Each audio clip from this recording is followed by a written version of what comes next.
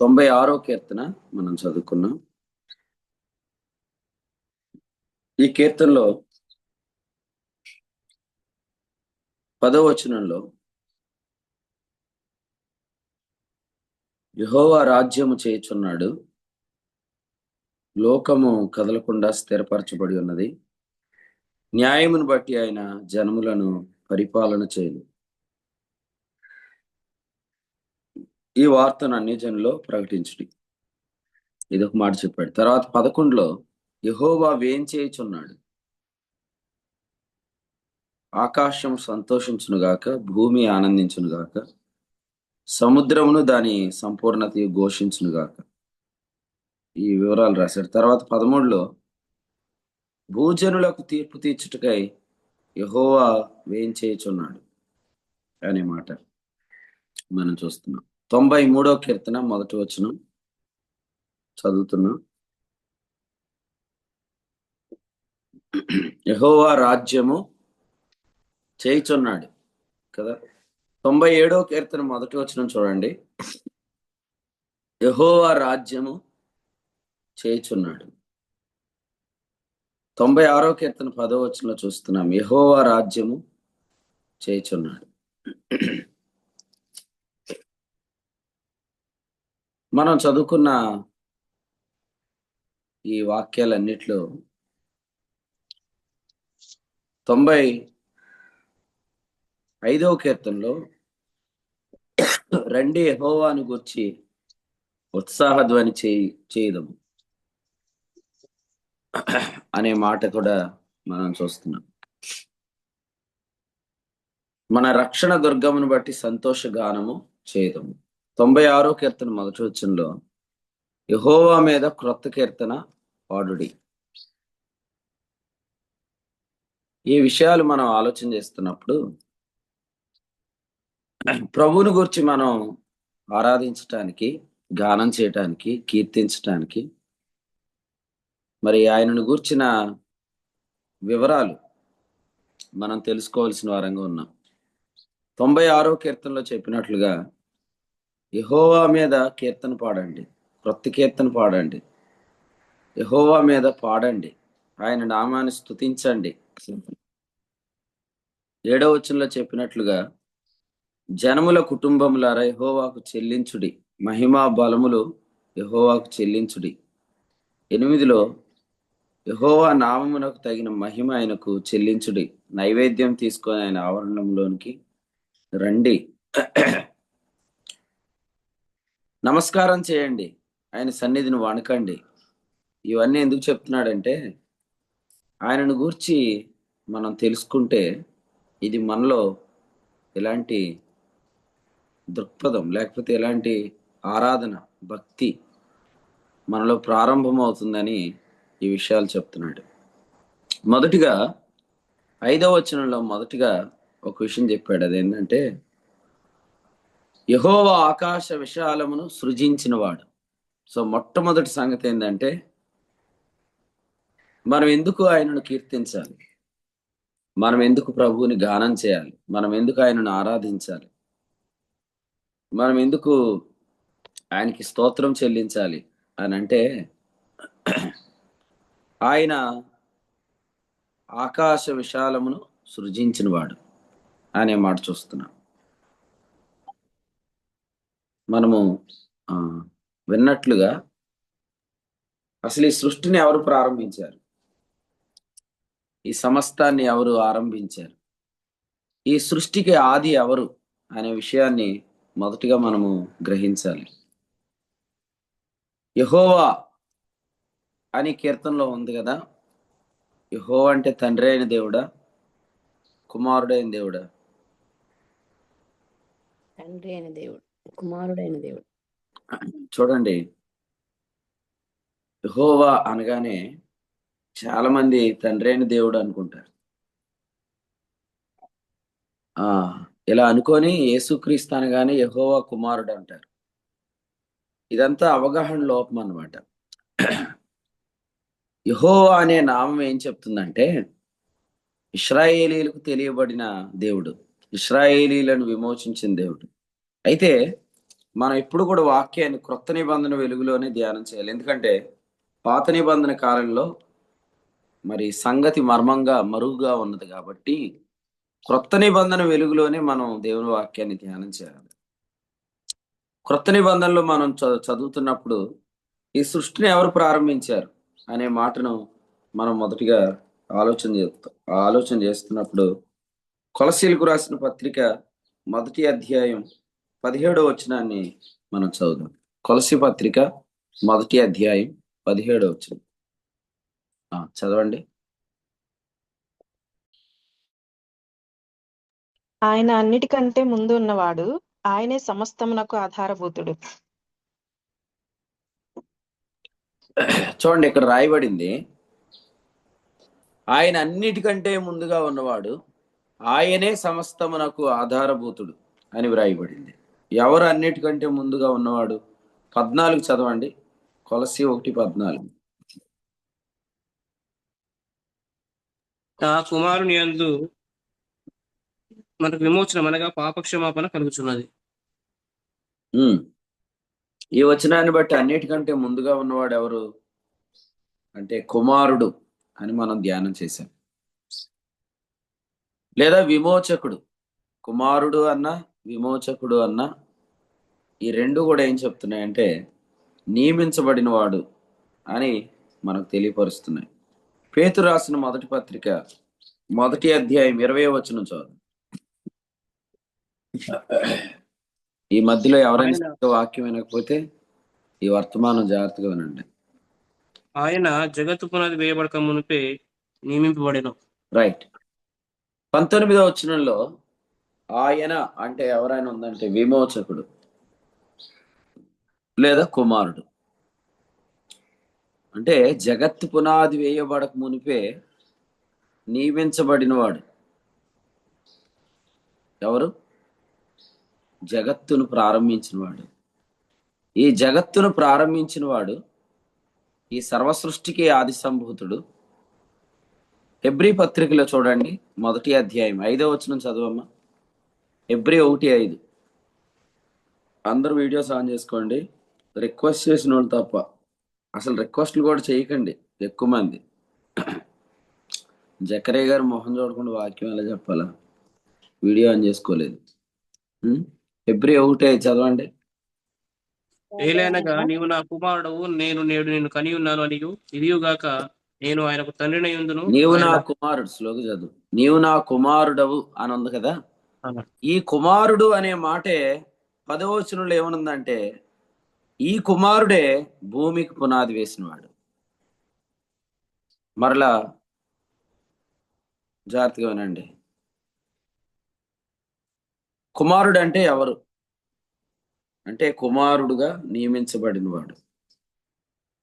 ఆ కుమారుడే జగత్తుకు పునాది వేసినవాడు. కాబట్టి మనకు తెలియనప్పుడు దేవుడు భూమి ఆకాశాలు సృజించాడు అంటాం. మనకు తెలియనప్పుడు యెహోవా నీవు ఆకాశ విశాలమును సృజించావంటావు. యెహోవా కాదు, దేవుడు కాదు. అజ్ఞాన కాలములను దేవుడు చూచి చూడనట్టున్నాడు.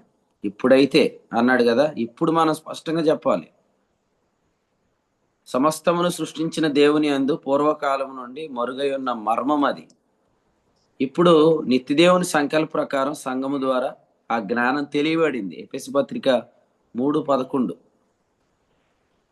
రోమీయులకు రాసిన పత్రిక 16వ అధ్యాయము అలాగే 25వ వచనం. ఈ 2 వచనాలు ఏమనుందంటే అనాది నుండి రహస్యంగా ఉంచబడి ఇప్పుడు ప్రత్యక్షపరచబడింది మర్మం.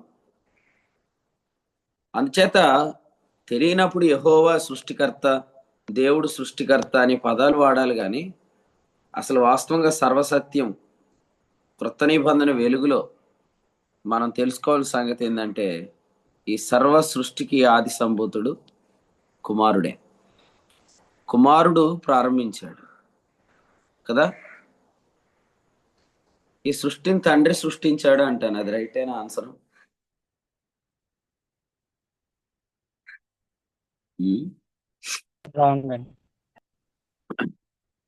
చెప్పండి.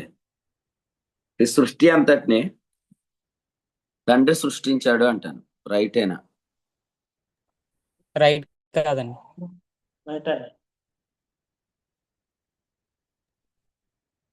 కాదండి.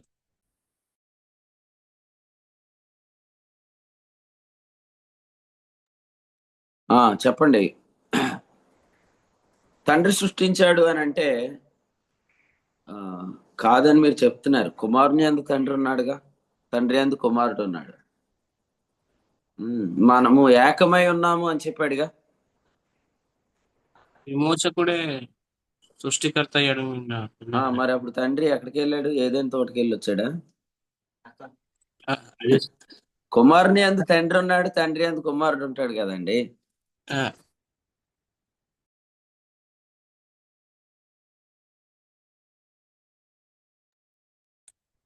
కదా. యోహాను సువార్త 17వ అధ్యాయంలో యేసుప్రభు ఏమన్నారు? 20వ వచనంలో తండ్రిని యందు నేనును నా యందు నీవును మనం ఏకమై ఉన్నామని చెప్పారు. వినండి జాగ్రత్తగా. యేసుక్రీస్తు సృష్టించలేదు, తండ్రి అయిన దేవుడు సృష్టించాడు అనే ఆలోచన ఉంది చాలా మందికి.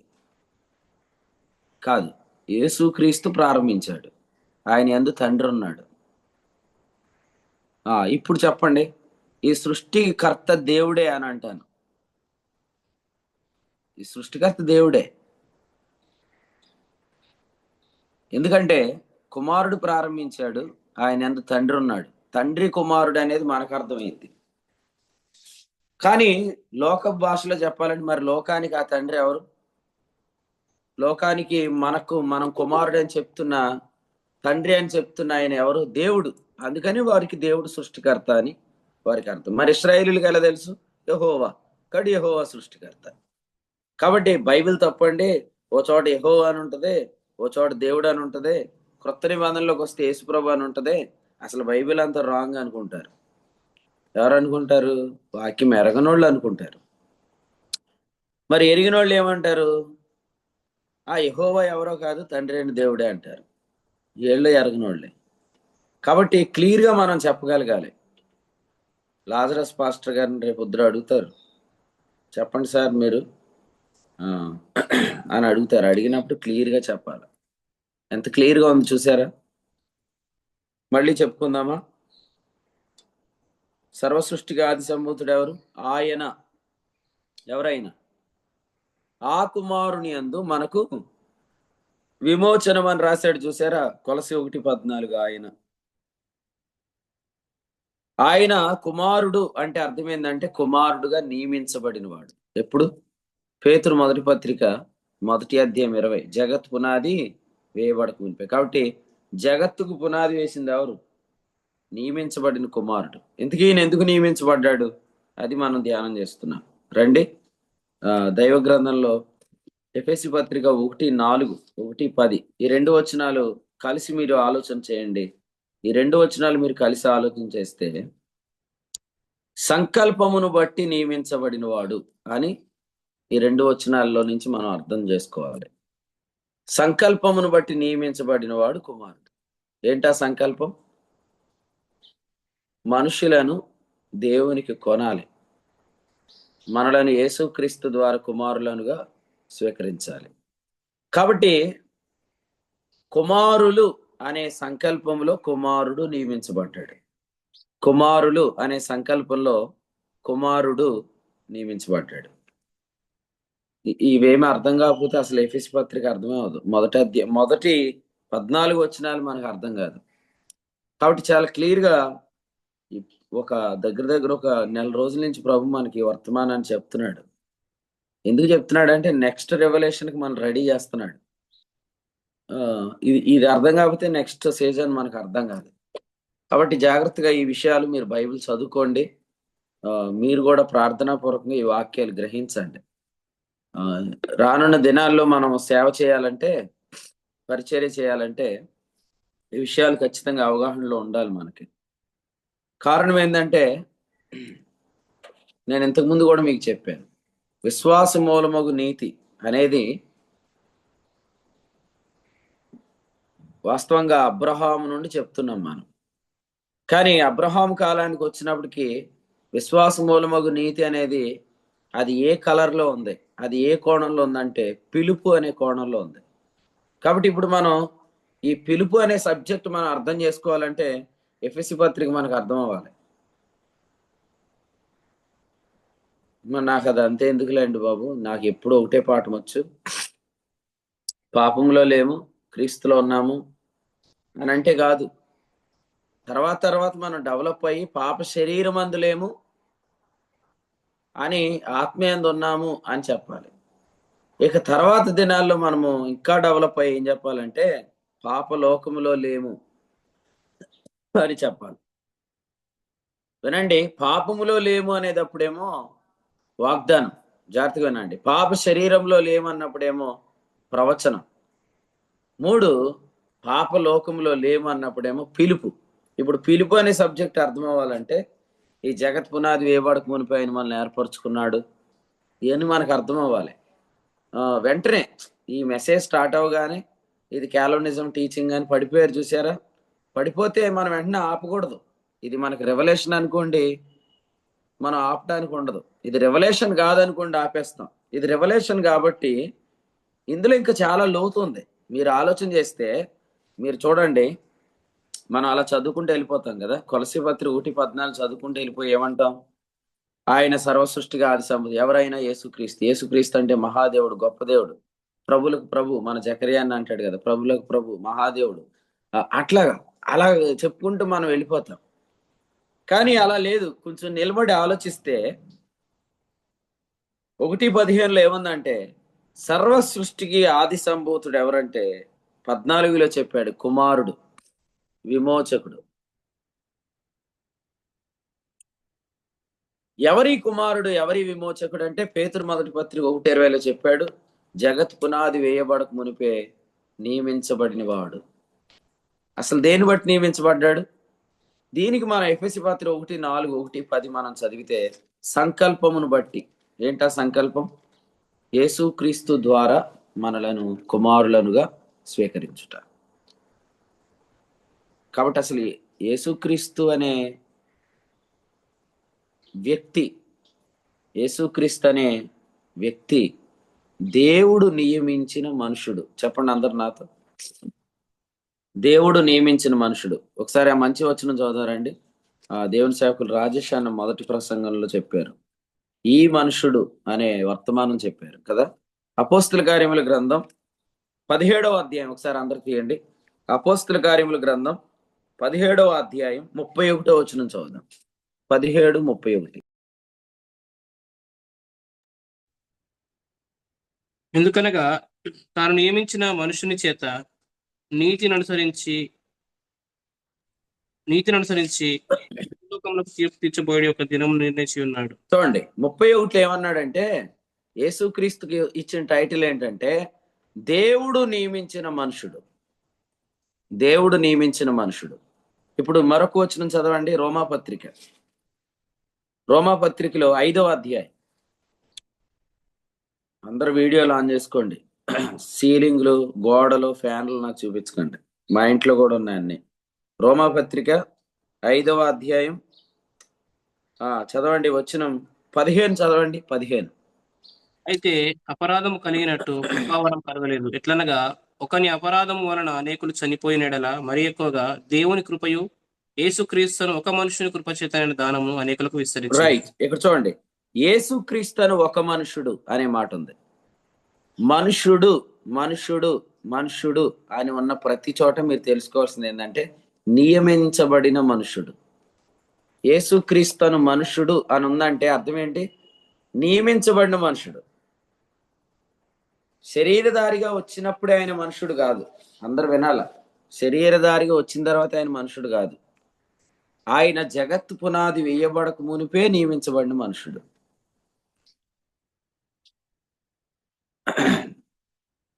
విన్నారా? ఆయన మనుషుని పోలిగ్గా పుట్టిన తర్వాత మనుషుడు కాదు. ఫిలిప్పీ పత్రిక 2వ అధ్యాయము 6వ వచనంలో ఏం చెప్పాడు? ఆయన మనుషుని పోలిగ్గా పుట్టి అని ఉంది కదా. అంటే ఆయన మనుషుని పోలిగ్గా పుట్టిన తర్వాత మనుషుడు అనుకోవద్దు. ఆయన జగత్ పునాది వేయబడక మునిపే నియమించబడిన మనుషుడు. మనుషుడు అని ఎలా చెప్తాము? విమోచకుడు అవ్వాలంటే ఏం చేయాలి? మరణించాలి కదా. మరణించగలిగిన అవకాశం ఎవరికి ఉంది? మనుషునికే ఉంది. అందుకనే అన్నాడు ఆయన, దేవదూతల స్వభావం ధరించుకోలేదు, రక్తమాంసాల్లో పాలువాడయ్యాడు. అబ్రహాం సంతాన స్వభావం. దేవదూతల స్వభావం అంటే దేవదూత, అబ్రహాం సంతానం అంటే మనుషుడు. అందుకనే కదా తిమోతి మొదటి పత్రిక 2:5 ఏముంది? దేవుడు ఒక్కడే, దేవునికి మనుషులకు మధ్యవర్తి ఒక్కడే, ఆయన క్రీస్తు యేసును నరుడు. ఆయన క్రీస్తు యేసును నరుడు. ఈయన అందరి కొరకు విమోచన క్రయధనముగా తను తానే అర్పించుకొని. చూసారా, అసలు నరుడు అనే పదం కనబడగానే మనకు సంతోషం కలగాలి. ఎందుకంటే యేసుక్రీస్తును మనుషుడు అని ఎక్కడైనా రాశాడంటే మీరేమని తెలుసుకోవాలా? ఆయన జగత్ పునాది వేయబడక మునిపే నియమించబడిన మనుషుడు. అలాగైతే ఇప్పుడు సృష్టిని ఎవరు ప్రారంభించారు? జగత్ పునాది వేయబడక మునిపే నియమించబడిన మనుషుడు ప్రారంభించాడు. 2 ఎవరు ప్రారంభించారు? కొలస్సీ పత్రిక 1:14 చెప్పినట్లుగా కుమారుడు ప్రారంభించాడు. 3 ఎవరు ప్రారంభించారు? పేతురు రాసిన మొదటి పత్రిక 1:19 చెప్పినట్లుగా గొర్రె పిల్ల ప్రారంభించాడు. కాబట్టి దేవుడు సృజించాడు, యెహోవా సృష్టికర్త. ఇవన్నీ అజ్ఞాన కాలాల్లో వర్తమానం. దిద్దుబాటు జరిగిన తర్వాత చాలా స్పష్టంగా మనకు వెలుగు వచ్చింది కదా. ఆ వెలుగులో మనం చెప్పాలి ఏమనంటే, గొర్రె పిల్లే సృష్టికర్త, కుమారుడే సృష్టికర్త, విమోచకుడే సృష్టికర్త. ఆ దేవుడు నియమించిన మనుషుడే ఈ సృష్టిని ఆరంభించినవాడు. ఎంత మంచి మాట! దేవుడు నియమించిన మనుషుడు ప్రభు అయిన యేసుక్రీస్తు. ఆయన నియమించబడక ముందు ఉన్నాడా? ఉన్నాడు. ఏనా పృథ్వీ అన్న? ఉన్నాడండి, ఉన్నాడు. కానీ ఆ కాలాన్ని పరిగణలోకి తీసుకోవట్లేదు బైబిల్. నియమించబడక ముందే ఆయన ఉన్నాడు కదా. యేసుక్రీస్తు నియమించబడక ముందే ఉన్నాడు. కుమారుడుగా, గొర్రె పిల్లగా, మనుష్యుడుగా, విమోచకుడుగా కదండి.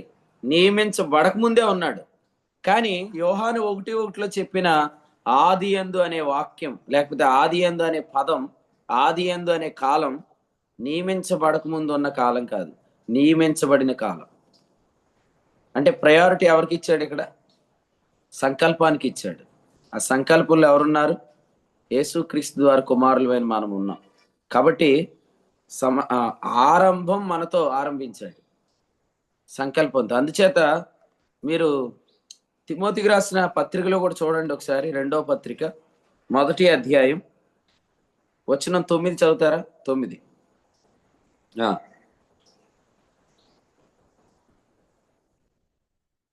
మన క్రియలను బట్టి కాక తన స్వకీయ సంకల్పమును బట్టి అనాది కాలముననే క్రీస్తు యేసునందు మనకు. అనాది కాలం అనే దగ్గర ఏం రాశాడు? సంకల్పం అనే మాట రాశాడు. కాబట్టి మనము ఏ కాలాన్ని బైబిల్ హైలైట్ చేసిందో మనం గమనించాలి. ఆది యందు దేవుడు భూమి ఆకాశములను సృజించెను అనే దానికంటే ముందు యోహాను 1:1 ఆది యందు, అక్కడున్న ఆది ఇక్కడ అనాది అని చెప్పాడు కదా. రోమాపత్రిక 16:25 కూడా ఇందాక మీరు చదివిన దగ్గర ఏముంది? అనాది. సో అనాది అని చెప్తున్న ఈ కాలం ఏంటంటే దేవుడు సంకల్పించిన కాలం. అది ఎఫెసీ 1:4 జగత్ పునాది వేయబడక మునిపే అని ఉంది. పేతురు మొదటి పత్రికలో 1:20 జగత్ పునాది వేయబడి. సింపుల్ అండి. యేసుక్రీస్తు నియమించబడింది ఎప్పుడో అప్పటి నుంచి మాత్రమే హైలైట్ చేయబడింది. గొర్రె పిల్లగా నియమించబడింది ఎప్పుడు? మనుషులను దేవునికి కొనాలని, మనుషులను దేవునికి కుమారులనుగా చేయాలనే సంకల్పాన్ని కదా. ఆదాము ముందు సృష్టించబడ్డా? యేసుక్రీస్తు ముందు నియమించబడ్డా? ఏ మనుషుడు ముందు? కదా. యేసుక్రీస్తే ముందు నియమించబడిన మనుషుడు. ఆ మనుషుని యందు ఏర్పరచబడిన వారు మనం. అందుకనే అన్నాడు యాకోబు 1:18 దేవుడు తాను సృష్టించిన వాటన్నిటిలో ప్రథమ ఫలముగా ఉండినట్లు తన సంకల్ప ప్రకారం మనలను కన్నాడు. మనమందరం ఎవరు? సృష్టించిన వాటన్నిటిలో మన ప్రథమ ఫలం. నిజంగా మీరు ఈ వర్తమానాన్ని కానీ గ్రహించగలిగితే సృష్టి గతించిద్ది కానీ నువ్వు నిలిచి ఉందువు, సృష్టి గతించిద్ది కానీ నువ్వు ఏకరీతిగా ఉందువు, సృష్టి గతించిద్ది కానీ నీ సంవత్సరములు తరగవు అనే ఆ సూపర్ న్యాచురల్ ఎక్స్పీరియన్స్ మనలో స్టార్ట్ అయింది. ఈ వర్తమానం అర్థమైతే. ఈ వర్తమానం అర్థం కాకపోతే మనం ఎలా ధ్యానం చేస్తున్నామంటే సృష్టిని దేవుడు ప్రారంభించాడు, ఆ తర్వాత ఆదాం పాపం చేశాడు, ఆదామును బట్టి అవిధేయతను బట్టి మనం పాపులమయ్యాం, అప్పుడు యేసుప్రభు ఈ లోకానికి వచ్చాడు, మనల్ని నీతిమంతులుగా తీర్చాడు. కానీ ఇది రైటే, కానీ ఇది మాత్రమే క్రొత్త నిబంధన పత్రికల్లో లేదు. మీరు చూసారా? మనం చెప్పుకున్నది ఇది ఉందా లేదా? ఆరంభ దినాల్లో రోమాపత్రిక 5:19 చెప్తాం. ఏం చెప్తాం? ఒక అవిధేయత వల్ల మనం పాపులమయ్యాం, పాపులను రక్షించుటకు క్రీస్తు యేసు ఈ లోకానికి వచ్చాడు, తిమోతి 1:15 అని చెప్తాం. కానీ వాస్తవంగా ఇదే క్రొత్త నిబంధన పత్రికల్లో ఇంకా వెలుగు ఉంది. ఆ వెలుగు ఏంటంటే సృష్టి కాదు ముందు, సంకల్పం ముందు. ఆదాము కాదు ముందు, సంకల్పంలో ఉన్న కుమారులు ముందు. ఆదాము అవిధేయతను బట్టి పాపులు అవటం ముందు కాదు, విమోచకుడు ముందు. పాపం ముందు కాదు, విమోచనే ముందు.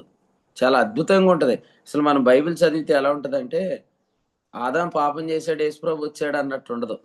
అపోస్తులు 2:23 ఏముంటదంటే దేవుని సంకల్పమును బట్టి యేసుక్రీస్తు అర్పించబడ్డాడు అని ఉంటది. పాపముల కొరకు యేసుప్రభు ఈ లోకాల్లోకి వచ్చాడు, కానీ ఆయన పాపములను బట్టి నియమించబడలేదు. పాపాలను బట్టి నియమించబడింది ఏది చెప్పండి? ధర్మశాస్త్రం. గల్తీలకు రాసిన పత్రికలో మీరు ఈ వాక్యం చదువుతారు కదా, 3:19 ఏమని చదవండి. ధర్మశాస్త్రం అంటే మతం అన్నమాట. సో మతం అతిక్రమాలను బట్టి నియమించబడింది 19, కానీ కుమారుడు సంకల్పాన్ని బట్టి నియమించబడ్డాడు. మనం మతం చెప్దామా, సువార్త చెప్దామా? జనముల్లో ఏం ప్రకటించమన్నాడు? రక్షణ సువార్త ప్రకటించండి. 96వ కీర్తన, ఈ ఉదయం మనం చదివిన 96వ కీర్తన 2వ వచనం, అనుదినము ఆయన రక్షణ సువార్త. మనం ప్రకటించాల్సిన మతం కాదు, రక్షణ సువార్త. మన సువార్త ఎలా అయిపోయిందంటే పాపం పాపం పాపం, పాపులు పాపులు పాపులు, దేర్ఫోర్ యేసుప్రభు. పాపం దేర్ఫోర్ యేసుప్రభు కాదు, పాపం దేర్ఫోర్ మతం. పాపాన్ని బట్టి మతం వచ్చింది. అందుకని మీరు ఎక్కువ పాపం గురించి చెప్తే మీరు మతం గురించి చెప్పడానికి ఇష్టపడుతున్నారని అర్థమైపోద్ది. మనం ఎక్కువ పాపం గురించి కాదు, యేసుప్రభు గురించి చెప్పాలి. ఎందుకంటే పాపము, పాపి ఇవి రాకముందే నియమించబడ్డాడు ఆయన కదా. ఇప్పుడు మన వివరణ ఎలా ఉంటుందంటే అసలు పాపమే లేకపోతే యేసుప్రభు ఈ లోకానికి వచ్చేవాడు కాదన్నట్టు ఉంటుంది. మీరు చెప్పండి, సృష్టిని ఆరంభించింది ఎవరవుతారు అప్పుడు? అందుకనే మనం ఏమనుకుంటామంటే తండ్రి సృష్టిని ప్రారంభించాడు, కుమారుడు ఈ లోకానికి వచ్చి చనిపోయాడు. ఇలా మనకి అర్థమైనలో సండే స్కూల్ లాగానే మనం చెప్పేస్తున్నాం. తండ్రి సృష్టి ప్రారంభించాడు, కుమారుడు పాపం వచ్చింది కాబట్టి ఈ లోకానికి వచ్చాడు అనుకుంటాం. నో, పాపములను బట్టి నియమించబడింది ఏది? ధర్మశాస్త్రం. మళ్ళీ చదవండి మీరు కావాలంటే. 19వ వచనంలో పాపాలను బట్టి నియమించబడింది ఎవరు? ధర్మశాస్త్రం. అది దేవదూతల ద్వారా నియమించబడిన అన్నాడు. ఎందుకంటే మరి సేనాయి కొండ మీద యేసుక్రీస్తు లేదా దేవుడు మోషేకి ఎలా కనిపించాడు? యెహోవా దూతగా కనిపించాడు, దూతల స్వభావంతో కనిపించాడు. కానీ ఎలా కనిపించలేదు? నరుడుగా కదా. నరుడు అనే ప్రత్యక్షత వాళ్ళకి ఇవ్వలేదు, ఎందుకంటే అది మంచి ముక్క అన్నమాట కదా. మన కొరకు శ్రేష్టమైన పదార్థాన్ని దేవుడు ముందు దాచాడు. ఆ శ్రేష్టమైన పదార్థం కుమారుడు, విమోచకుడు, గొర్రెపిల్ల. చెప్పండి, కుమారుడు, విమోచకుడు, గొర్రెపిల్ల, మనుషుడు, దేవుడు నియమించిన మనుషుడు అనే ఈ అద్భుతమైన నరావతారం లేదా నరుడు అనే వర్తమానాన్ని దేవుడు దాచి దూతగా వారికి ప్రత్యక్షమయ్యాడు. అందుకనే దేవదూతల ద్వారా నియమించబడిన ధర్మశాస్త్రం. హెబ్రీ 2:2 దేవదూతల ద్వారా పలుకబడిన వాక్యం. అపోస్తులు 7:53 దేవదూత ద్వారా నియమించబడిన దేవదూత దేవదూత దేవదూత. అంటే మతం అనేది దూతకు చెందిన అంశం. అందుకే చూడండి, మరలా ధర్మశాస్త్రాన్ని సంఘంలో తెచ్చిన వాడిని ఏమన్నాడు? వెలుగు దూత అన్నాడు. వెలుగు దూత అన్నాడు కదా. మళ్ళీ చెప్పండి, అక్షరము చంపును అని ఉంది కదా. అక్షరం ఎవడి బలం? అపవాది బలం. అపవాది ఎవరు? వాడు కూడా దేవదూతే. ఇప్పుడు చెప్పండి, మతముల ఆరాధన అంతా ఎవరికి చేస్తున్నారు? దేవదూత ఆరాధన. మతముల ఆరాధన అంతా దూతలకు ఆరాధనే. అయితే దేవునికి స్తోత్రం. ఈ 96వ కీర్తనలు ఏముందంటే, మనం ఆరాధిస్తున్నవాడు దేవదూత కాదు, జనముల దేవతలందరూ వట్టి విగ్రహములే, ఆయన సమస్త దేవతల కంటే పూజనీయుడు. మీరు చెప్పండి, ఇప్పుడు రక్షణ సువార్త అంటే ఏది కాదు? 96వ కీర్తన 2 ప్రకారం పాపము పాపము పాపము రక్షణ సువార్త కాదు. పాపము అంటే ఎవరొస్తారు? మతము. మతం అంటే ఎవరొస్తారు? పడిపోయిన దూతలు వస్తారు. మనం దేవదూతల గురించి ఎక్కువ చెప్తున్నట్టు ఉంటది. మనం చెప్పాల్సిన దేవదూతలు కాదు. హెబ్రీ పత్రిక 1:4 ఆయన దూతల కంటే ఎంత శ్రేష్టమైన నామం పొందిన వారి కంటే అంత శ్రేష్ఠుడు. దూతల కంటే శ్రేష్ఠుడైన క్రీస్తును ప్రకటించటమే రక్షణ సువార్త కదా. చెప్తారా ఎలా రక్షణ సువార్త? మీరు కూడా పాపాలను బట్టి నియమించబడ్డాడని చెప్తారా? యేసు ప్రభు పాపాలను బట్టి నియమించబడలేదు, దేవుని సంకల్పాన్ని బట్టి నియమించబడ్డాడు. అందుకనే మన పాప క్షమాపణ కూడా పాపములను బట్టి ఇవ్వబడలేదు, సంకల్పాన్ని బట్టి క్షమించాడు. మన తప్పులెన్నో లెక్క పెట్టి దాన్ని బట్టి ఆయన మనల్ని క్షమించలేదు. ఆయన ఎంత మంచోడో లెక్క పెట్టుకొని ఆ మంచితనాన్ని బట్టి మనల్ని క్షమించాడు. ఎఫెసీ పత్రిక 1:4 according to his riches of glory, ఆయన యొక్క కృపా మహదైశ్వర్యమును బట్టి మనం క్షమించబడ్డాం. మనం ఇప్పటికీ ఎలా ప్రార్థన చేస్తామంటే, నా చేతులతో చేసిన తప్పును బట్టి ప్రభా నీ చేతులు అర్పించబడ్డాయి, నేను ప్రక్కలో పడుకున్నాను, తప్పు చేశాను నాయన, నీ ప్రక్కలో బల్లెపోటు, నా తలలో చాలా చెడ్డ తలంపులు, నీ తలలో ముండ్ల కిరీటం, ఇట్లా చెప్తా. అంటే యేసుప్రభు ఎలా చనిపోయాడు అనిపిస్తుంది మీకు? పాపాలను బట్టి చనిపోలేదు, కృపా మహదైశ్వర్యమును బట్టి. తెలియనప్పుడు ఆరాధనలో అలా చెప్తామండి, తెలిసిన తర్వాత కూడా అలా చెప్పకండి. మన పాపములను బట్టి క్రీస్తు చనిపోలేదు. ఎఫెసీ పత్రిక 1:4 ఏముంది? 1:7 క్షమించండి, 1:7 ఏముంది? ఆ ప్రియుని యందు మనకు విమోచనము అనగా మన అపరాధములకు క్షమాపణ. దేని బట్టి? దేవుని కృపా మహదైశ్వర్యమును బట్టి. అందరు నాతో చెప్పండి, అతిక్రమములను బట్టి కాదు, అతిక్రమములను బట్టి కాదు, కృపా మహదైశ్వర్యమును బట్టి. కృపా మహదైశ్వర్యం. కాబట్టి అతిక్రమాలను బట్టి కాదు యేసుప్రభు చనిపోయింది. మన అతిక్రమాలు లెక్క పెట్టుకొని ఓకే, నీ 32, నీ 43, మీ ఎన్ని 66 అట్లా చనిపోలేదు యేసుబాబు. ఎందుకు చనిపోయాడు యేసుప్రభు? నా దాకా సీట్ రాదనుకున్నాడు ఈరోజు. చెప్పు. అతిక్రమం బట్టి కాదు, నోట్లు వేలేట్టుకుంటున్నావు, బాబుని తీసేయి. బాబు అని ఉందని నోట్లు వేలెట్టుకుంటున్నావా? చెప్పు. అతిక్రమం బట్టి కాదు, కృపమయ. Very good. యేసుక్రీస్తు పాపములను బట్టి కాదు నియమించబడింది కదా. ఇదంతా దేవుని మంచితనం అండి. మనం స్టడీ చేయాల్సింది గాడ్స్ గుడ్నెస్ ను మనం స్టడీ చేయాలి. ఆయన ఎంత మంచివాడు, ఆయన సంకల్పము, ఆయన మన స్టడీ ఆయనే. ఎందుకంటే జగత్ పునాది వేయబడక మునిపి ఏముంది? ఆయన సంకల్పం. దాన్ని స్టడీ చేస్తా. అసలు మనం పాపము, అందుకే యేసుప్రభు చనిపోయాడు. ఈ స్టడీస్ లో మనం తర్వాత మనుషులు స్టడీ చేస్తున్నాం, అందుకని ఇన్ని గందరగోళాలు. కానీ దేవుణ్ణి స్టడీ చేస్తా ఉంటే అసలు ఏ గందరగోళం రాదు మన జీవితాల్లో. ఎఫెసీ పత్రిక 1:7 ఏముంది? దేవుని కృపా మహదైశ్వర్యమును బట్టి మనం క్షమించబడ్డాం. అందుకనే 2:6 ఏముంది? రాబో యుగములలో ఆ కృపా మహదైశ్వర్యం తెలుసుకోవటం కొరకు ఆయన మనల్ని పరలోకంలో కూర్చోబెట్టాడు.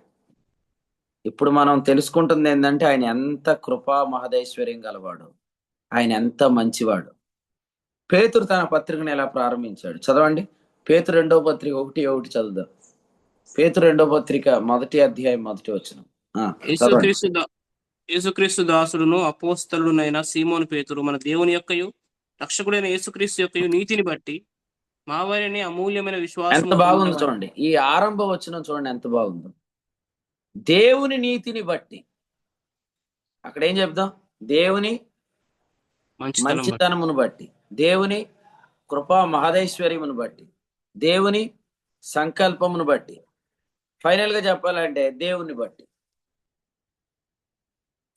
కదా. ఆదాం పుట్టాడు, ఆదాం పాపం చేశాడు, అందుకే యేసుప్రభు వచ్చాడంటే ఇది ఎలా ఉందంటే పాపమే లేకపోతే యేసుప్రభు లేడు అన్నట్టు ఉంది. నో, సంకల్పమును బట్టి యేసుక్రీస్తు, యేసుక్రీస్తుని బట్టి సృష్టిని ప్రారంభించింది యేసుక్రీస్తు. ఎవరా యేసుక్రీస్తు? కుమారుడు, విమోచకుడు, గొర్రెపిల్ల, దేవుడు నియమించిన మనుషుడు. ఎందుకు నియమించాడు? ఈ సంకల్పాన్ని బట్టి. ఏంటా సంకల్పం? మనుషులను దేవునికి కొనాలి. ప్రకటన 5:10. మనుషులను దేవునికి కుమారులనుగా చేయాలి. అసలు మనుషుడు అనేవాడు సృష్టించబడక ముందే ఈ సంకల్పం ఉంది. ఆ సంకల్పంలో ఉన్నవారు మనం. చాలా ధైర్యంగా మనం ఈ ఆన్సర్ చెప్పాలి. ఆ సంకల్పంలో నేను ఉన్నాను. ఆ సంకల్పంలో మనం ఉండకపోతే ఈరోజు మనము పిలువబడేవారం కాదు. ఆయన ఎవరిని ముందుగా నిర్ణయించాడో వారిని ఏం చేశాడు? ఆయన పిలిచాడు. కొంతమంది వర్తమానాన్ని ఎక్కడుండి ఆలోచిస్తున్నారంటే పాపములో లేము, క్రీస్తులో ఉన్నాం, ఇంకా ఆ లెవెల్లో ఉండి మెసేజ్ ఆలోచిస్తున్నారు. ఇది అర్థం కాదు మీకు. పాపలోకములో లేము, పరలోకంలో ఉన్నాం, లేకపోతే పాపలోకములో లేము అనే వర్తమానంలోనే ఇది మనకు అర్థమైంది. ఆయన ముందుగా మనల్ని సంకల్పించాడు కాబట్టి మనల్ని పిలిచాడు. ఉందా వచనం లేదా? అది మన సొంత వచనమా? రోమపత్రిక 8వ అధ్యాయంలో ఏముందండి? 29. ఎందుకనగా తన కుమారుడు అనేక సహోదరులు జ్యేష్ఠుడగునట్లు దేవుడు ఎవరిని ముందుగా నిర్ణయించానో, లేదా దేవుడు ఎవరిని ముందుగా ఎరిగానో వారు నిర్ణయించాడు. ఎవరు నిర్ణయించాడో వారిని పిలిచాడు కదా. దేవునికి స్తోత్రం. అసలు మనం అందరం కూడా యేసు ప్రభుని నమ్ముకున్నాను, నేను మతాన్ని వదిలేశాను, నేను కులాన్ని వదిలేశాను, మా ఇంటోళ్ళు వెలేశారు, ఇది రక్షణ సాక్ష్యం కాదు. ఇది రక్షణ సాక్ష్యం కాదు. ఆయన నన్ను పిలిచాడు, ఇది రక్షణ సాక్ష్యం. గలతీ 1:6 ఏం చెప్పాడు? కృపచేత మనం పిలువబడ్డాం. ఏమా వింటున్నారా? ఒకవేళ మనం కులం వదిలేసి దేవుని దగ్గరికి వచ్చామే అనుకోండి, మతం వదిలేసి దేవుని దగ్గరికి వచ్చామనుకోండి, అంటే రక్షణ ఎలాంటిది? ఎవరు రావాలనుకుంటే వాళ్ళు వస్తారు, ఎవరు రాకూడదంటే వాళ్ళు మానేస్తారు అన్నట్టు ఉంది. లేదు లేదు లేదు, ఆయన మనల్ని పిలిచాడు కాబట్టి మనం వచ్చాం. యోహాను 12:32 నన్ను భూమి మీద నుండి పైకెత్తిన ఎడల ఏం చెప్పాడు? అందరిని నా యొద్దకు ఆకర్షించుకుందును అన్నాడు కదా. యోహాను సువార్త 12వ అధ్యాయము 32వ వచనం. కాబట్టి ఆయన మనల్ని ఆకర్షించుకున్నాడు.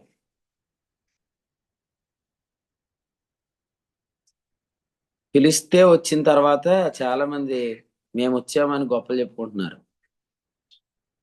రక్షణ సువార్త మారిపోయింది, రక్షణ సాక్ష్యం కూడా మారిపోయింది.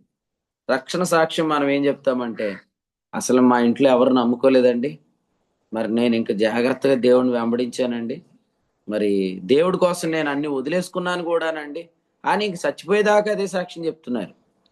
పౌలు 3 సార్లు సాక్ష్యం చెప్పాడు, కానీ 3 సార్లు ఒకేలా చెప్పలేదు.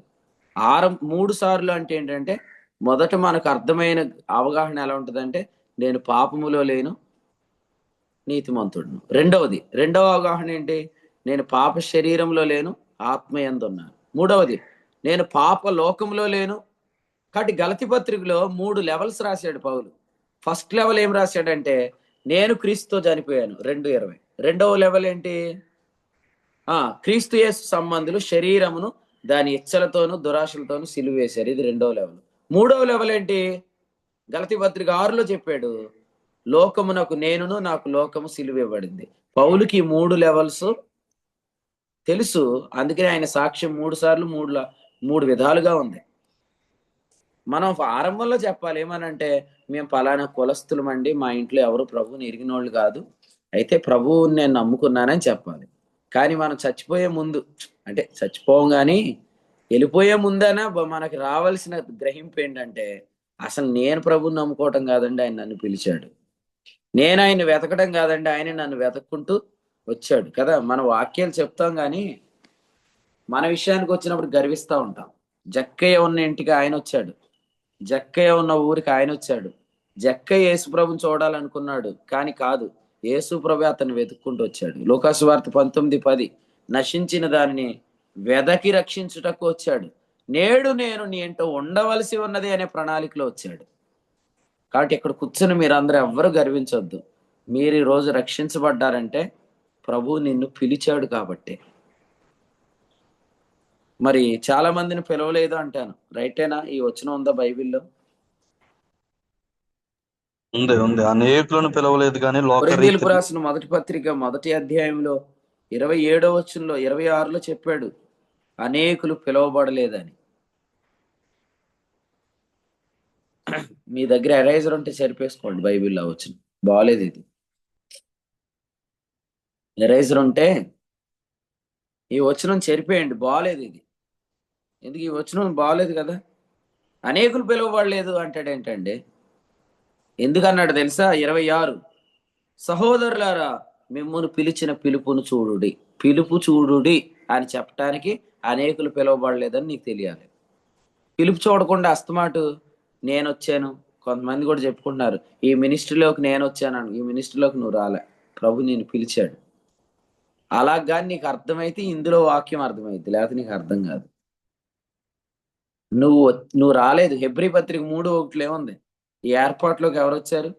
పరలోక సంబంధమైన పిలుపు. 3 పిలుపులు ఉన్నాయి. 1 రక్షణ పిలుపు, 2 కొనసాగించే పిలుపు, 3 పరలోక పిలుపు. పరలోక పిలుపు అందరికి తెలుసు కదా, బ్యానర్లు వేస్తారు. అది పరలోక పిలుపు అంటే. రక్షించబడ్డానికి పిలిచాడు, రక్షణ కొనసాగింపుకు పిలిచాడు, ఇక ఫైనల్ గా పిలుస్తాడు. ఇక కొంతమందికి పరలోక పిలుపు అంటే ఏది? కడబోరం రోగగానే ప్రభు వచ్చేయమంటాడు. ప్రకటన 4:1 అదే అనమాట. కానీ ఏదైనా పిలుపే, ఏదైనా పిలుపే. రక్షణలోనికి వచ్చామా పిలుపు, సత్యగ్రహింపుని తెలుసుకోవడానికి ఒక మంచి సహవాసానికి వచ్చామా పిలుపు. ఎవరిచ్చారు ఈ పిలుపు? బర్నబాస్ కాదు. ఈ పిలుపు ఎవరిచ్చారంటే యోహాను మొదటి పత్రిక 1:2, జీవం ప్రత్యక్షమైంది, మాతో కూడా మీరు సహవాసం చేయండి. 3వ వచనం. ఈ పిలుపు ఆరంభ దినాల్లోనే పిలిచారు. ఇది పరలోక సంబంధమైన పిలుపు. మొదటిది రక్షణ పిలుపు, 2వది పరలోక సంబంధమైన పిలుపు, 3వది పరలోక పిలుపు. ఒకరోజు ప్రభు మనల్ని అందరినీ పిలుస్తాడు, ఎక్కడికి ఎక్కి రమ్మని వెళ్ళిపోతాం. అక్కడికి ఎక్కి రమ్మని పిలిచేంత వరకు ఎక్కడికి పిలిచాడు? ఈ పొలములో నీ ఉండు, ఇచ్చట నీ ఉండుట క్షేమకరం. రూతు గ్రంథం 2వ అధ్యాయం. వేరొక పొలంలోని వారికి కనబడకుండా ఉండటం మంచిది కదా. ప్రభుకు స్తోత్రం. వేరే పొలంలో వాళ్ళు కనిపిస్తే ఏమైంది? ఒక కాలు ఈ పొలంలో, ఇంకో కాలు ఆ పొలంలో వేస్తాం. భువనం మళ్ళీ ఫీల్ అయిపోద్ది. ఇప్పుడు అన్నయ్య నన్ను లాస్ట్ లో వచ్చేస్తున్నాడు నా దగ్గరికి అనుకుంటుంది. ఇప్పుడు చూడండి, గోడ మీద కూర్చున్నవాడు జోగుతున్నాడంట. ఎటు జోగాడు? జోగటం అంటే ఏంటి? లోపలికి జోగుతాడు, వెనక్కి జోగుతాడు. ఎటు పడ్డాడండి?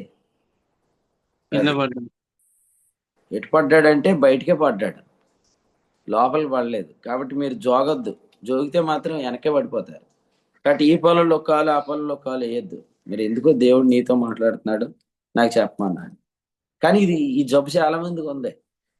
ఎందుకంటే వాళ్ళకి వాక్యం తెలియదు అన్న, మాకు వాక్యం తెలుసు అన్న అని చెప్పి వాళ్ళతో ఫోన్లు మాట్లాడుతూ ఉంటారు. ఒకరోజు చిన్నగా అట్లా ఆగేస్తుంది. ఏది? అప్పుడు ఈ తుక్కు అయిపోతాడు అనమాట. 3వ అంతస్తు నుంచి కింద పడిపోతాడు.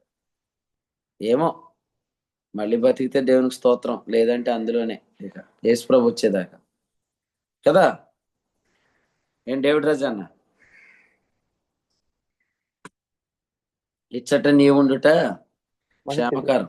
ఈ పొలంలో నీ ఉండు, వేరే పొలంలోని వారికి నువ్వు కనిపించకుండా ఉండుట మంచిది అన్నమాట. దేవునికి స్తోత్రం. అర్థమైందండి? పృథ్వీ అన్న లూథరన్ చర్చ్ సంఘ పెద్ద అన్నమాట. ఏం చేద్దాం? ఇదేనన్నా భువనాయ్ గారు కాదు కానీ నన్ను అన్నట్టుగా అనిపించిందని గారు. మీ ఇద్దరు పక్క పక్కన ఉన్నారు తెలుసా నా ఫ్రేమ్ లో. అందుకేనండి. నా ఫ్రేమ్ లో మీ ఇద్దరు పక్క పక్కన ఉన్నారు. నన్నే అన్నారు అనిపించింది అని అనుకోవట్లేదు ఇప్పుడు చాలా మంది వాక్యం. అలా అనుకుంటే ఎంత బాగుంటది. నిన్ను గురించి చెప్పారని చెప్తారు. నిన్ను గురించి చెప్పిన వాళ్ళు జూమ్ లో జాయిన్ అవుతారుగా. నిన్ను ఆడు కూర్చొని చెప్పమన్నారండి, ఈ రోజు వెళ్ళి మా గురించి నువ్వు వాక్యం విని వాక్యం అయ్యాక మాకు ఫోన్ చేసి చెప్పు, మా గురించి చెప్పాడా ఈ రోజు ఏమన్నా, నీకేమైనా బాధ్యత ఇచ్చాడా, నీ పేరు నువ్వు జాయిన్ అవ్వు, నీ వాక్యం నువ్వు విను. అర్థమైందా? కాబట్టి వినండి, ఇక్కడే, ఇంకెక్కడా కాదు, ఇక్కడే ఉంది. సో ఇక్కడే ఉండండి, అప్పుడు ఆయన నీకు సంపూర్ణమైన బహుమానం ఇస్తాడు. లేదంటే ఏం జరిగిద్దంటే మనం పరలోక సంబంధమైన పిలుపులోనికి వచ్చామని తెలుసుకుందాం. మనం రాలేదు, ప్రభు పిలిచాడు. ఈ రోజు నుంచి అలా ప్రార్థన చేసుకోండి, ప్రభువా ఈ సహవాసములోనికి నువ్వే నన్ను పిలిచావు, నువ్వే నన్ను ఆకర్షించావు, దీని మీద నువ్వే నాకు ఆసక్తి పుట్టించావు. చాలు, ఇక మనం అలా చేస్తే ఖచ్చితంగా యేసుక్రీస్తు దినం వరకు మనం నిలుచుంటాం. ఉండాలిగా, అసలు ఇంతవరకు నేర్పించాడు, ఇంకా ఎన్నో సంగతులు నేర్పిస్తాడు. ఇదివరకు బైబిల్ చదివిన దానికి ఇప్పుడు చదివిన దానికి ఎంత మాధుర్యంగా ఉంటుంది. బైబిల్ ఎక్కువగా చదవాలనిపిస్తుంది, ఎక్కువగా వాక్యాన్ని ధ్యానం చేయాలనిపిస్తుంది. ఇంకా ప్రభు నేర్పిస్తే ఇంకా చదవాలనిపిస్తుంది. కానీ ఒకవేళ మనమే వచ్చామో అనుకుంటే ఏం చేస్తాం, మనం ఇక్కడ చాలా అమర్యాదగా ప్రవర్తిస్తాం కదా. మెఫీబోషెత్కు దావీదు బల్ల మీద అవకాశం ఇచ్చాడు. అక్కడ కూర్చొని పిచ్చి పిచ్చి వేషాలు వేయకూడదు, మర్యాదగా ఉండాలి. మనం కూడా ఇక పెళ్ళికి పిలిచారనుకోండి, పెళ్ళికి పిలిచారంటే మనం అక్కడికి వెళ్ళాక ఏం చేయాలా, ఆ మర్యాదను పాటించాలి. మొన్న డేవిడ్ రాజ్ అన్న కొడుకు వివాహంలో ఆడు పాస్టర్ గారు పెళ్లి చేస్తూ చెప్తున్నారనమాట, ఈ పెళ్లిలో మీరు అందరూ వచ్చి కూర్చొని చక్కగా వింటారు అని మేము అనుకుంటుంటే మీరు అందరూ ఎవరికాళ్ళు గోల్ చేసేస్తున్నారని. అంటే కొంతమందికి సభా మర్యాద తెలియదు. ఈరోజు కూడా ఈ సహవాసంలోనికి ప్రభు పిలిచాడు అని అర్థం కాక ఇందులో మనం ఏం చేస్తామంటే అమర్యాదగా ప్రవర్తిస్తాం. రక్షణలోనికి ప్రభు పిలిచాడని అర్థం కాక అమర్యాదగా ప్రవర్తిస్తాం. అందుకని ఏమని చెప్పాడంటే, పిలువబడటమే కాదు పిలుపునకు ఎలా ఉండాలన్నాడు, యోగ్యులుగా ఉండాలి అన్నాడు. పిలుపునకు యోగ్యులుగా ఉండాలి. ఇప్పుడు చాలా మందిని పిలిచాడంట పెళ్లికి, ఎవరు రాలేదంట. ఎవరు రాకపోతే కొంతమందిని పిలవమన్నాడంట, వాళ్ళు పిలిచారు. పిలవగానే వీళ్ళందరూ ఏం ఫీల్ అవ్వచ్చు, ఎవరు రాలేదు కాబట్టి ఎవరు దిక్కులేక మమ్మల్ని పిలిచాడు అనుకొని ఒకడు అలా అనుకున్నాడంట. అందుకే నాడు పెండ్లి వస్త్రం లేకుండా వచ్చాడు. వస్తే నాకు జనమే కావాలి కానీ నువ్వు ఎలా వచ్చినా పర్లేదు, నేను పిలిస్తే ఎవరు రాలేదు మీరు వచ్చారు అంతే చాలు అనలేదు. ఆ పెండ్లి వస్త్రం లేనోని బయటికి పంపించమని చెప్పాడు.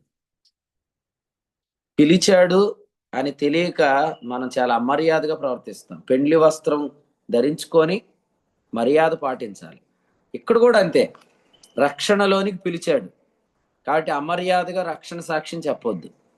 సహవాసంలోనికి పిలిచాడు, పిలువబడ్డాం కానీ నేను అన్వేషించాను సత్యాన్ని, నేను బైబిల్ మొత్తం తిరగేశాను, పుస్తకాలన్నీ చదివేశాను అని ఇంక చెప్పకండి. ఇక ప్రభు నిన్ను ప్రేమించాడు, నిన్ను పిలిచాడు అంతే. ప్రభు నిన్ను ప్రేమించాడు, నిన్ను కరుణించాడు, ఈ సత్యం వైపు నిన్ను ఆకర్షించాడు. ఆయన నన్ను పిలిచాడు అని తెలిస్తే మర్యాదగా ఉంటాం అనమాట. అంటే పెండ్లి వస్త్రం ధరించుకొని ఉంటాం. పెండ్లి వస్త్రం లేని వాళ్ళు కూడా ప్రభు ఏమన్నాడు, పర్లేదులే మనకు జనం తక్కువైపోతారు, ఒకటి బయటే హెత్త అన్నాడు. వేసేయండి వాడిని వెలుపలి చీకట్లోనికి, వాడిని త్రోసివేయమని చెప్పాడు. కాబట్టి ప్రియులారా వినండి, మీకు అర్థమైంది ఇప్పుడు సృష్టిని ప్రారంభించింది ఎవరు? కుమారుడు, విమోచకుడు, గొర్రెపిల్ల, దేవుడు నియమించిన మనుషుడు. ఆ మనుషుడు ఎవరు అంటే సంకల్పమును బట్టి నియమించబడినాడు. ఆ సంకల్పం ఏంటంటే మనలను కుమారులనుగా స్వీకరించడనే సంకల్పం. ఆ సంకల్పంలో ఉన్నాం కాబట్టి మనల్ని దేవుడు ఏం చేశాడు, పిలిచాడు కదా. అన్నా అడుగడుగున తెగ దెబ్బలు తగిలేస్తున్నాయి అన్నా అని చెప్తున్నారు కొంతమంది. ఎందుకు తగులుతాయి తెలుసా మీకు? నువ్వు సంకల్పంలో ఉన్నా కూడా తగులుతాయి. సంకల్పంలో లేని వాళ్ళు కొడతాడు దేవుడు దెబ్బ? కొట్టడు. మనం ఆయన సంకల్పంలో ఉన్నాం కాబట్టి మేలు కలుగుటకై సమస్తాన్ని సమకూరి జరిగిస్తాడు. చక్కగా ఎరగొట్టేసి కాలు కట్టుకట్టేసి భుజాల మీద ఎట్టుకుని బుద్ధి అయింది. మరి ఏం చేద్దాం? ఆయన ఏం చేస్తాడంటే చిన్న కొడతాడు, తర్వాత కట్టుకట్టేసి భుజాల మీద ఎట్టుకుంటాడు. అందుకనే బెంజమిన్ కాన్ఫరెన్స్. బెన్యామీను భుజముల మధ్య ఆయన నివసించును. అక్కడ ఇంకో మాట ఏముంది?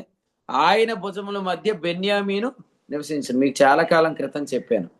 బైబిల్లో ఇద్దరు వ్యక్తులు చాలా గొప్ప పాఠం మనకు చెప్తున్నారు. ఒకటి, 12 మంది గోత్రకర్తల్లో చివరివాడు బెన్యామీను. 12 మంది శిష్యుల్లో చిన్నవాడు యోహాను. యోహాను ఆయన రొమ్మునున్నాడు, బెన్యామీను ఆయన భుజాల మధ్య ఉన్నాడు. రొమ్ము నుండి మనం పోషించబడుతున్నాం కాబట్టి పోషించే వారిని దేవుడు శిక్షణ చేస్తాడు. శిక్షణ చేసిన వారిని ఆయన భుజాల మధ్యలో పెట్టుకుంటాడు. కాబట్టి యోహానేమో సంఘాన్ని సూచిస్తున్నాడు, బెన్యామీనేమో ఇశ్రాయేలీలను సూచిస్తున్నాడు. సంఘం ఎప్పుడు ఆయన రొమ్మున ఉంది, ఇశ్రాయేలు కూడా ఆయన భుజాల మధ్యలో ఉంది. ఇశ్రాయేల్ అంటే ఎవరు? శిక్షణ చేయబడి మారు మనసు పొందిన వారు ఇశ్రాయేలీలు. కాబట్టి మనలో ఇశ్రాయేలీలు ఉన్నారు. ఎవరు?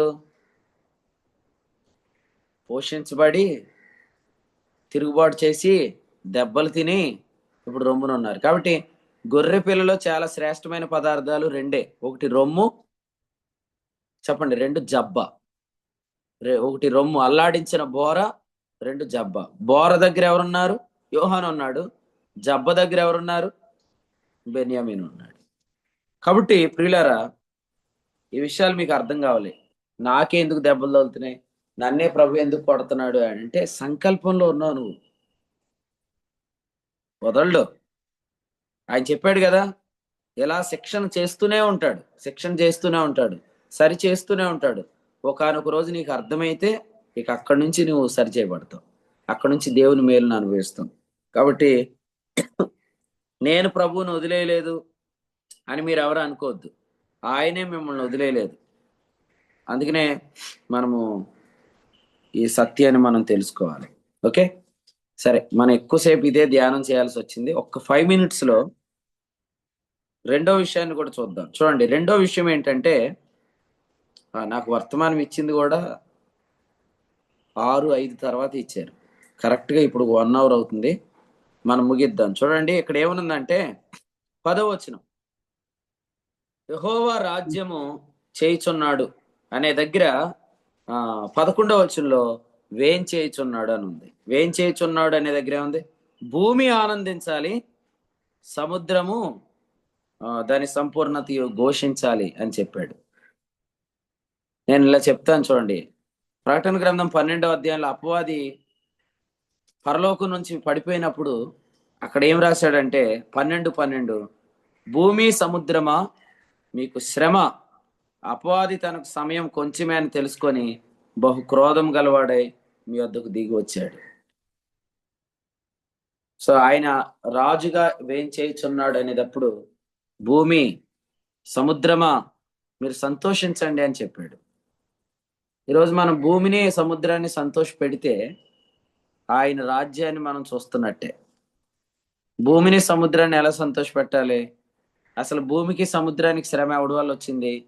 అపవాది వల్ల వచ్చింది కదా. మరి అపవాది పరలోకాన్ని ఎందుకు విడిచిపెట్టాడు? అక్కడ మనం నీతిమంతులమైన సాక్ష్యం ఇచ్చే యేసు ప్రభు ఉన్నాడు కాబట్టి. మరి ఇక్కడ కూడా మనం ఆయన రాజ్యాన్ని స్థాపించాలంటే, ఆయన పరిపాలన ఇక్కడ కూడా జరగాలంటే మనం ఏం చేయాలి?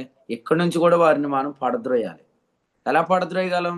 అదే ప్రకటన గ్రంథం 12:11. 12:11 ఏముంది? గొర్రెపిల్ల రక్తమును బట్టి సాక్ష్యం ఇవ్వాలి. పరలోకంలో సాక్ష్యం దేని బట్టి? గొర్రెపిల్ల రక్తాన్ని బట్టి. సాక్ష్యం ఎవరిస్తున్నారు అక్కడ? యేసు ప్రభు ఇస్తున్నాడు. మరి భూమి మీద ఎవరు ఇవ్వాలి? మీరు ఇవ్వండి. మీ ఇంట్లో ఇవ్వండి. మీ ఇంట్లో మీరు తిరిగేటప్పుడల్లా మీరు ఏమని ఎంచుకొని తిరుగుతారు? నేను యేసు ప్రభు రక్తాన్ని బట్టి నీతిమంతురాలను, నీతిమంతుడను అని ఎంచుకుంటూ హాల్లో మీకు దేవుడిచ్చిన ఇంటిలో మీరు తిరగండి. అంటే మీరు రక్తం చల్లుతున్నారు అనమాట కదా. యూదుల దగ్గర ఈ భారతీయ దేశంలో ఇప్పుడు ఎవరైతే ఈ మతాన్ని ఆచరిస్తున్నారో మా పూర్వీకులు వాళ్ళ దగ్గర నుంచి వచ్చిన వాళ్ళు ఎవరైతే ఉన్నారో వాళ్ళు ఈ చల్లటం అనేది, ప్రోక్షణ అనేది తెలుసుకొని వచ్చారు. ఇంతకీ ప్రోక్షణ అనేది ఏంటంటే యూదులు ఏం చేస్తారు, వాళ్ళు రక్తాన్ని ప్రోక్షిస్తారనమాట. ఇప్పుడు క్రొత్త నిబంధన వెలుగులో రక్త ప్రోక్షణ అంటే ఏంటి? రక్తాన్ని బట్టి సాక్ష్యం ఇయటమే కదండి. రక్తాన్ని దేంతో ప్రోక్షించేవారు చెప్పండి? రక్తాన్ని కూర్చోనండి. దేంతో ప్రోక్షించేవారు? కుంచె. కుంచె. ఎక్కడుంది ఈ మాట? హెబ్రీ పత్రికలో ఉంది కదా. ఏమనుంది అక్కడ? 9వ అధ్యాయము 19వ వచనంలో గొర్రె బొచ్చుతోను హిస్సోపుతోను అనే మాట ఉంది. ఇప్పుడు ఆ గొర్రె బొచ్చుతో హిస్సోపుతో ఆ రోజు ప్రోక్షించే ఈ రక్త ప్రోక్షణ ఏదైతే చేశారో ఇప్పుడు అది మన నాలుకే. ఇప్పుడు హిస్సోపు ఏది? మన నాలుక. గొర్రె బొచ్చు ఏది? మన నాలుక. మన నాలుకతో రక్తం చమురుతూ తిరగాలి మనం ఇంటిలో. అర్థమైందా? ఇది తెలియక కొంతమంది కారు మీద చల్లుతున్నారు. ఏంటి? కారు మీద చల్లుతారు, ఇంట్లో జల్లుతారు, పసుపు నీళ్ళు జల్లుతారు, అది జల్లుతారు, ఇది జల్లుతారు, ఇవన్నీ జల్లుకుంటున్నారు. కొంతమంది సిస్టర్స్ ముగ్గులు వేస్తున్నారు. ముగ్గు ఎందుకు వేస్తున్నావు అక్క అని అడిగితే దెయ్యం లోపలికి రాకుండా ఉంటాను. అర్ధరాత్రి వేళ మరణ సంహారక దూత తిరిగినప్పుడు మా అక్క ముగ్గెలగేసిందో చూసి ఇంట్లోకి రాకుండా వెళ్ళిపోతాడు. ముగ్గు కాదు, ద్వార బంధకముల మీద రక్త ప్రోక్షణ చేయాల. ఆ ఇంటిలోనికి సంహారక దూత రాడు. ఇవన్నీ మనల్ని కాపీ కొట్టేశారు. మీకు అర్థమైందా? ఈ ముగ్గు గాని, ఈ కుంకుమ గాని, లేకపోతే ఈ పసుపు గాని, ఇవన్నీ చమరటం, చల్లటం, ఇది రక్త ప్రోక్షణ కాపీ పేస్ట్. ఇది మీరందరూ ఏం చేస్తారండి? అక్కలారా, అమ్మలారా, అన్నలారా, అయ్యలారా, మీరు ఎక్కడ సంచరిస్తే అక్కడ గొర్రెపిల్ల రక్తాన్ని బట్టి సాక్ష్యమేయండి. నేను యేసు ప్రభు రక్తమును బట్టి నీతిమంతుడను అని ఎంచుకుంటూ తిరగండి. ఆ కాన్షియస్నెస్ తో తిరగండి. రోమాపత్రిక 5:9 పలుకుతూ తిరగండి. అప్పుడు మీరు అపవాదిని కూడా అక్కడి నుంచి ఏం చేయొచ్చు? పడద్రోయచ్చు. పరలోకం నుండి వాడు ఎలా పడ్డాడంట? మెరుపులా పడ్డాడంట. వాడిని గెంటేశారు అక్కడి నుంచి. దేవునికి స్తోత్రం. అలాగే ఇక్కడ కూడా మనం వాడిని ఏం చేయాలంటే, వారు గొర్రెపిల్ల రక్తమును బట్టి ఇచ్చిన సాక్ష్యాన్ని బట్టి వారిని జయించారు. అదే ప్రభు యొక్క రాజ్య స్థాపన. ఒబేదేదోము మినిస్ట్రీ అంటాం దీన్ని. ఏమంటాం? ఓబెద్ అంటే సేవకుడు, ఏదోం అంటే రక్తం, ఆదాం అంటే అర్థం ఏంటి? రక్తం.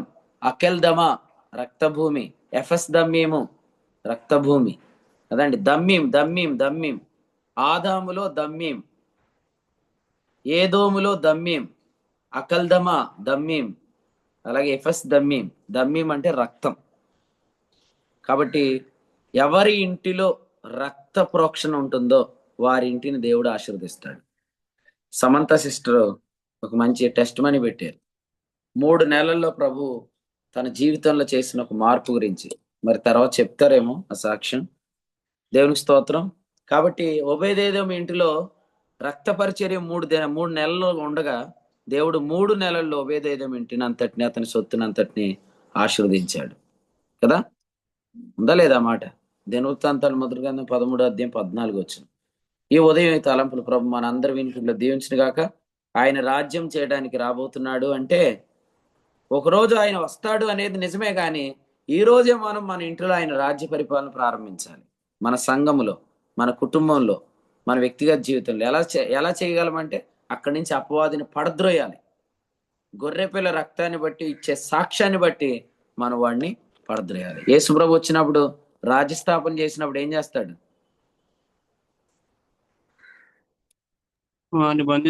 బబులోను ప్రభుత్వానికి తీర్పు, మాదీయ పారసీక ప్రభుత్వానికి తీర్పు, రోమా ప్రభుత్వానికి తీర్పు, చెప్పండి, గ్రీక్ ప్రభుత్వానికి తీర్పు, అన్య రాజ్యాలన్నిటికీ తీర్పు తెచ్చబోతున్నాడు.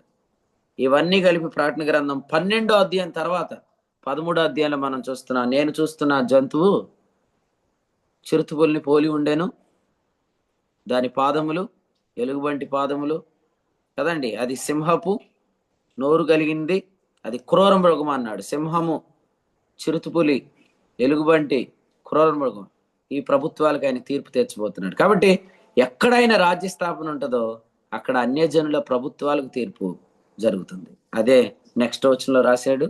కాబట్టి మీరు ఈ కీర్తన ధ్యానం చేయండి. ఈ చక్కని కీర్తన మీ అందరి నోట ఉండును గాక. ఈ తలంపులు ప్రభు మనందరి వినికిడిలో దీవించును గాక. మీకు ఆడియో పంపిస్తారు అనూప్ గారు. ఆడియో పొందుకొని మరలా ఈ వర్తమానం వినండి. ఎవరికైనా ఆడియోస్ రాకపోతే మీరు తప్పకుండా తెలియచేయండి, మీకు ఆడియోస్ వస్తాయి. ఆడియో వినటం ద్వారా ఇప్పుడు చెప్పిన వర్తమానం మళ్ళీ మీరు స్టడీ చేయొచ్చు. స్టడీ చేస్తే దేవుడు ఇంకా మీకు మరికొన్ని తలంపులు ఇస్తాడు. ప్రభు మీ హృదయాల్లో వాక్యాన్ని భద్రం చేయండి గాక. ఆమేన్. ప్రభు స్తోత్రం. ప్రభు మన సేవకులు వాడుకొని అప్పగించిన ఈ మంచి పదార్థాన్ని బట్టి ప్రభుకు వేలాది స్తోత్రాలు.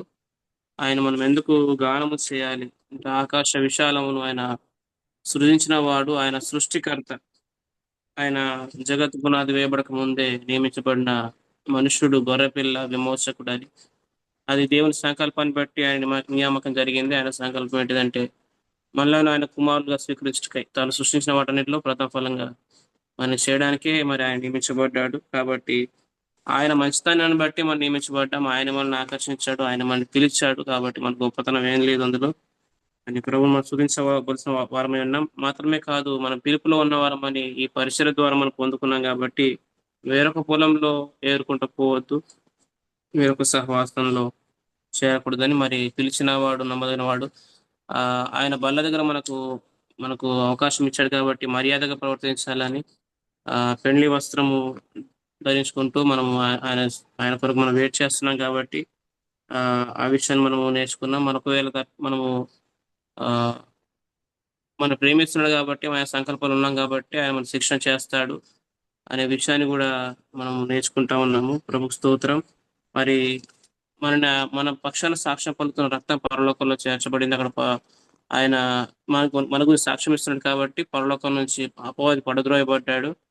అయితే భూమి మీద కూడా మనము ఆ రక్తాన్ని బట్టి సాక్ష్యం ఇస్తే మన నాలుకలోనే మనం నాలుక ద్వారా ఒప్పుకున్నప్పుడు ఖచ్చితంగా ఆయన రాజ్యం భూమి మీద కూడా స్థాపించబడుతుంది. అప్పుడు భూమి, ఆకాశం అన్ని కూడా సంతోషిస్తాయని అద్భుతమైన వర్తమానం మనం విన్నాం. మనం ఉభయత మినిస్ట్రీలో ఉన్నాం అనే విషయాన్ని కూడా మనం నేర్చుకున్నాం. ప్రభు స్తోత్రం. చక్కని వర్తమానం అందించిన దేవుని సేవకులు బర్నబాస్ వారి కూడిక పక్షాన వందనాలు తెలియజేస్తున్నాను. ఈ కూడికలో ప్రారంభ ప్రార్థన చేసిన ప్రియులకు, అలాగే కీర్తన పాడిన ప్రియులకు, వాక్యం నిమిత్తం ప్రార్థించిన వారికి, వాక్యం పఠనం జరిగించిన వారికి, అలాగే ఇంతవరకు శ్రద్ధగా వర్తమానం విన్న ప్రియులందరికీ కూడా, దేవుని సేవకులందరికీ కూడా ప్రభుపేట వందనాలు తెలియజేస్తున్నాను.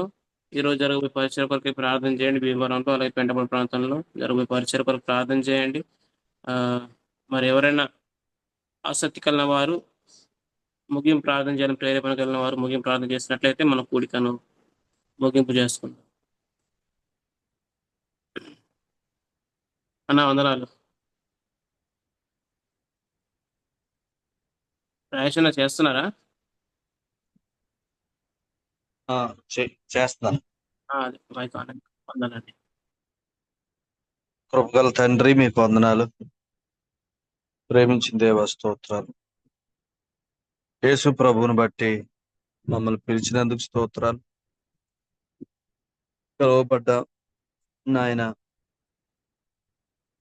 పిలువబడిన మేము పిలుపునకు తగినట్టుగా జీవించినట్లుగా నాయన ప్రతిరోజు మీ పిలిపిస్తున్నారు, అందుకు స్తోత్రాలు. నాయన ప్రతిరోజు పిలుపు కొనసాగింపని నాయన ప్రభా, ఈ కొనసాగింపు విషయమైన పిలుపులో ప్రతిరోజు ప్రభా మీరు మమ్మల్ని పిలుస్తారు. మీ మంచితనం ఎంతో, మీ ప్రేమంతో కనబరుస్తారు, అందుకు మీకు స్తోత్రాలు. ఎందుకంటే మీరు పాపములను బట్టి నియమించబడిన వారు కాదు.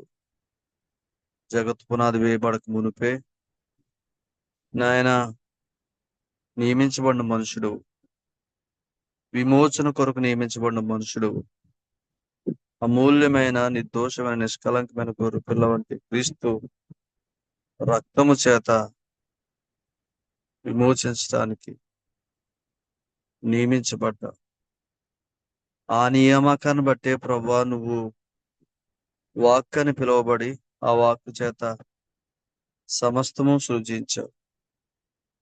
అందుకు స్తోత్రాలు చెల్లిస్తున్నాను. నాయన వాక్కు చేత సమస్తం సృజించింది మీరు. ఎందుకంటే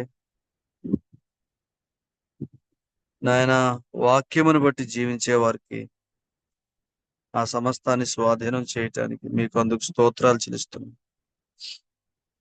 నాయన మరి మీ నియామకాన్ని మేము ఎరిగితేనే నాయన మేము మంచి సాక్ష్యము మేము ఇవ్వగలం. మా రక్షణ విషయమే మంచి సాక్ష్యం. మా నియామకం ప్రభా, మేము మీ నియామకం సరిగ్గా ఎరక్కపోతే పాపములు బట్టి మీరు నియమించబడ్డారు అన్నట్టుగా ఆయన మేము మాట్లాడతాం. అది సరైన అవగాహన కాదు నాయన. పాపములు బట్టి నియమించబడింది ధర్మశాస్త్రం. నాయన మీరైతే సంకల్పాన్ని బట్టి నియమించబడ్డారు. నాయన సంకల్పము జగత్తు పునాది వేయబడక మునిపే ఉన్నది. మీ నియామకం కూడా అప్పుడే జరిగింది. నాయన మరి ఈ సంగతులు బట్టి మీకు కృతజ్ఞతలు చెల్లిస్తూ ఉన్నాం. నిజముగా ప్రభా, సంకల్పాన్ని బట్టి మీరు ప్రభా నిర్ణయించారు, ఏర్పాటు చేశారు, పిలిచారు, నీతిమంతులుగా తీర్చారు. నీతిమంతులుగా తీర్చబడిన వారే నాయన మరి నేను నీతిమంతుడని మాట్లాడగలరు. ఆయన నియామకాన్ని బట్టే, ఆ విమోచకుని బట్టే, ఆయన విమోచనను బట్టే నేను నీతిమంతుడని మాట్లాడేవారు అందరూ సమస్తము స్వాధీనం చేసుకుంటారు. వారికి స్వాధీనం చేయటం కొరకు అలా మాట్లాడేవారు వచ్చే వరకు కూడా నాయన దాన్ని ఎవ్వరికి ఇవ్వకుండా మీరు తరముల్లో యుగముల్లో వాటిని మీరు భద్రం చేసినందుకు స్తోత్రాలు చెల్లిస్తున్నాం. నాయన ఈ ఉదయకాలం కూడా మమ్మల్ని దర్శించారు. మీకు స్తోత్రాలు స్తోత్రాలు స్తుతులు చెల్లిస్తూ ఉన్నాం. మేము ప్రకటించాల్సింది రక్షణను ప్రకటించాలంటే నాయన రక్షకుడు, ఆయన నియామకం నాయన ఎప్పటి నుంచి ఉందో మేము ఎరగాలి. అది మేము ఎరక్కపోతే పాపములు ప్రకటించేవారిలాగా అయిపోతాం. నేను అది మతం, పాపములు ప్రకటించేది మతం. ఆయన అది విశ్వాసం కాదు. కాబట్టి మా అందరికీ మరి ప్రభా మీరిస్తున్న ఈ జ్ఞానాన్ని బట్టి కృతజ్ఞతాస్తుతులు స్తోత్రాలు చెల్లిస్తున్నాం. మాతో మీరు మాట్లాడుతున్నందుకే నాయన మిమ్మల్ని కీర్తిస్తూ ఉన్నా. సంగతులన్నిటికై కృతజ్ఞతాస్తుతులు చెల్లిస్తూ చేరువచ్చిన వారందరిని దీవించమని, ఈ సేవకుని అనేక సంగతులకు తోటి మా కొరకు నింపుమని, మమ్మను ప్రభా ఆ సంగతుల చేత మీరు నింపుమని ప్రార్థన చేస్తూ, సేవకులైన వారిని బట్టి ఆయన వాక్యం పట్ల ఆసక్తి కలిగి చేరిన ప్రియులందరిని బట్టి ఆయన మిమ్మల్ని స్తుతిస్తూ, ఈ దినమంతట్లో ప్రభా విమోచకుని బట్టి సమస్తము నేను అనుభవించడం కొరకే ఆ సమస్తాన్ని ఆయన మాటతో సృజించాడు అని మాట్లాడే అనుభవంలో విమోచనను బట్టి ఆ మాట్లాడే అనుభవంలో మమ్మల్ని అందరినీ నడిపించుతారని, అలాగ మాట్లాడుతూ సమస్తం స్వాధీనపరుచుకునే జీవంలోకి మమ్మల్ని నడిపిస్తారని నమ్ముతూ యేసుక్రీస్తు ప్రభు పేరట కృతజ్ఞతాస్తుతులు స్తోత్రాలు చెల్లించి ప్రార్థన చేస్తున్నాం తండ్రి. ఆమేన్. ముగింపు ప్రార్థన చేస్తున్న దేవుని సేవకులు రాజేష్ గారికి ప్రభుత్వ వందనాలు తెలియజేస్తున్నాను. ఒకరికొకరు వందనాలు తెలియజేసుకుందాం. ఆ తర్వాత మనం ముగింపు చేసుకుందాం. అందరికి వందనాలండి. అందరికీ వందనాలు. అందరికీ అందరికీ వందనాలు. వందనాలు. అందరికీ వందనాలు. అందరికీ వందనాలు. అందరికీ వందనాలు. అందరికీ వందనాలండి. ఎలా ఉన్నారండి? అందరికీ వందనాలండి. అందరికీ వందనాలు. అందరికీ వందనాలండి. అందరికీ వందనాలు. అందరికీ వందనాలండి. అందరికీ వందనాలు.